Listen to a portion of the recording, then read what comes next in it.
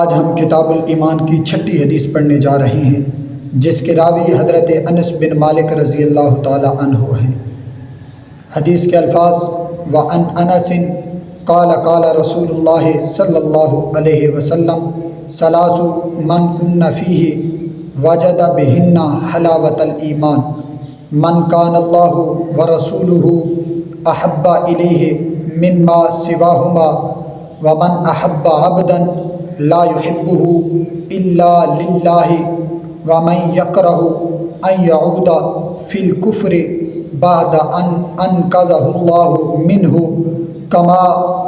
یکرہ ان یلقى فی النار۔ حضرت انس بن مالک رضی اللہ تعالی عنہ فرماتے ہیں کہ حضور علیہ السلام نے فرمایا، جس شخص کے اندر 3 خصلتیں پائی جاتی ہوں، پہلی خصلت کہ وہ اللہ اور اس کے رسول سے ساری چیزوں سے بڑھ کر محبت کرتا ہو، دوسری چیز ومن احب عبدا لا يحبه الا للہ، کہ وہ جس شخص سے محبت کرتا ہے صرف رب کی رضا کی خاطر کرتا ہے، اور تیسری چیز کہ جب اللہ رب العزت نے کسی شخص کو ایمان کی دولت سے مالا مال فرمایا،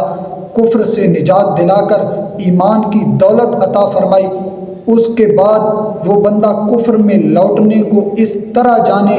جس طرح کہ اس کو آگ میں ڈالا جا رہا ہے۔ سرکار فرماتے ہیں یہ 3 خصلتیں جس شخص کے اندر پائی جاتی ہیں، اس شخص کو ایمان کی لذت حاصل ہو جاتی ہے۔ دعا ہے کہ اللہ رب العزت ہمیں بھی یہ 3 خصلتیں اپنانے کی توفیق عطا فرمائے۔ وما علینا الا البلاغ المبین۔